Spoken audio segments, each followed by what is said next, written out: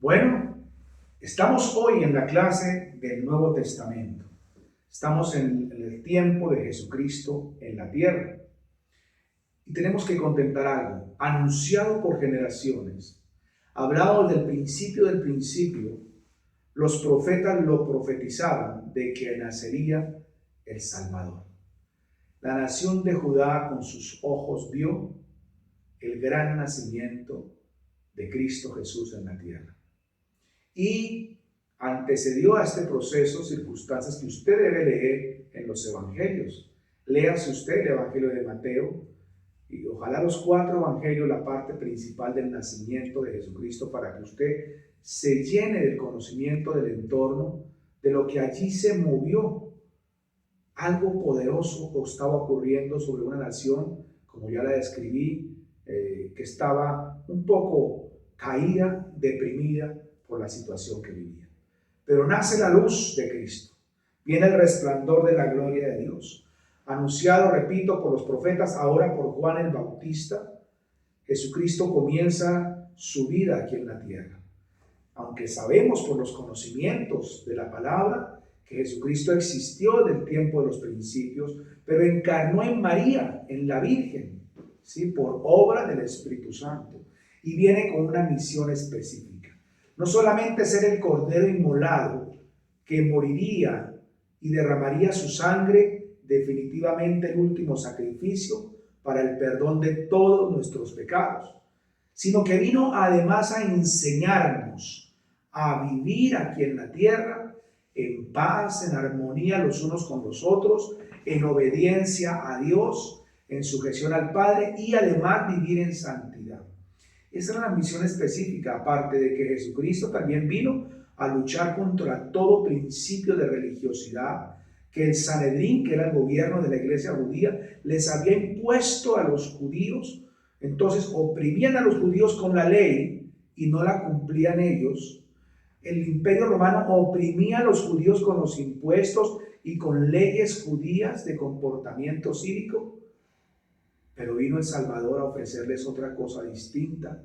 Dice la palabra: conoceréis la verdad y la verdad os hará libres. Y la verdad es Cristo Jesús, y vino ese Cristo Jesús como una verdad contundente a derribar las mentiras de la idolatría, de la falsedad y de la hipocresía, a un renacer de una iglesia judía, Él como esperanza viva, enviado por Dios. Entonces Cristo Jesús nace, y nace en Belén de Judea. Allí es cuando nace, recuerde usted, un pesebre, con muchas equivocaciones que han sido fundamentadas mal por las enseñanzas religiosas. Jesucristo nace en un pesebre no porque José, su padre putativo, no tuviera economía para pagar una estancia, sino porque el gobernador había ordenado empadronar a toda la población y tenían que dirigirse a sus ciudades natales, y José fue a Belén porque era de allá y llevó a María, su esposa, embarazada, y cuando llegaron todos los hostales o los hoteles, como usted quiera entenderlo, estaban ocupados, no había habitaciones disponibles. Entonces lo único que les tocó fue quedarse esa noche a dormir en un pesebre para luego empadronarse, o sea, registrarse ante el Imperio Romano como ciudadanos de la región de Judea, pero en el lugar donde nacieron, en Belén. Ahí estaba José con María, y ahí nació Jesucristo, repito, no porque no tuvieran economía, sino por las circunstancias. Entonces nace en Belén, y luego José con María regresan a Nazaret, que era donde José tenía un taller de carpintería y trabajaba la madera. Ahí enseñó a su hijo mientras él comenzaba a crecer. A los 12 años, Jesús, María y José fueron a Jerusalén, y allí fue cuando Jesucristo se les perdió a sus padres, porque de niño fue a sentarse a hablar con los doctores de la ley. Ellos se asombraban. ¿Por qué ese niño sabía tanto? Lo que ellos ignoraban era que ese niño es el Hijo de Dios, y por eso tenía el conocimiento y la capacidad de saber lo que los profetas hablaban, y los instruía a los doctores de la ley, al sumo sacerdote, al Sanedrín. Todo el gobierno estaba ahí pendiente de lo que él enseñaba. Y cuando María lo encontró, lo regañó y le dijo: es que estoy en los negocios de mi padre. Estaba allí hablando con ellos porque él sabía y conocía. Fue un acto maravilloso.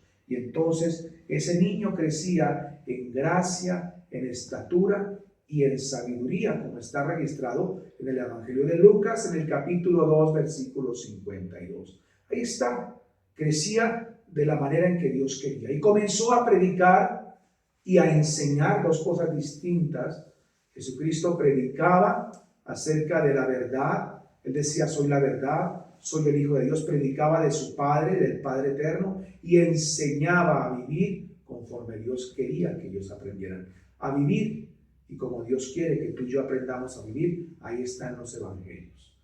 Entonces comienza Jesucristo su vida en la tierra, mostrándose, hablándose, enseñándose. Y recuerda el primer milagro que él hace. Recuerda las bodas de Caná. Ahí es cuando hace el primer milagro Jesucristo. Él no hizo ningún milagro anterior. El hablar con sabiduría y conocimiento con el Sanedrín era porque él era el conocedor de todas las cosas. Además, él siempre fue el mensajero del Padre, quien bajaba a hablar con los profetas. Pero entonces, él hace el primer milagro porque su madre María le activa el ministerio en las bodas de Caná a causa de que se acabó el vino. Y recuerde usted que él convierte el agua en vino. Y eso significa proféticamente que él convierte la palabra en gozo.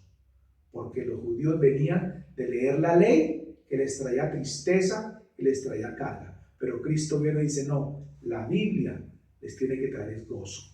Y cambió toda la manera de entender la palabra de Dios. Y gloria a Dios por eso. Y comienza ese ministerio tan maravilloso. Y él enseñaba a través de parábolas, que no todos entendían. Por eso muchas veces él tenía que llevarse aparte a aquellos que entre todos los discípulos escogió a 12, a los cuales llamó apóstoles y quienes serían responsables de extender el mensaje de la salvación, asunto que veremos más adelante. Les enseñaba con parábolas, les explicaba, sacaba ejemplos de la cotidianidad para que el pueblo pudiera entender un poco más fácil a qué se refería él. Él enseñaba con poder, con verdad, con compasión y soportaba las enseñanzas con milagros. Por eso muchos le seguían, muchísima gente le seguía, pero la mayoría le seguía porque él mismo lo dijo, porque les doy de comer y porque les gustaba ver los milagros que él hacía. 400 años donde no pasaba nada, generaciones sin saber nada de Dios, y de repente aparece el Hijo de Dios y comienza a hacer milagros, sanidades, palabra de verdad, de vida, poder. Comenzó a cambiar, un mover de la nación de Judá. Cuando Cristo viene, todo cambia. Cuando Cristo llega a tu corazón, tu vida debe cambiar.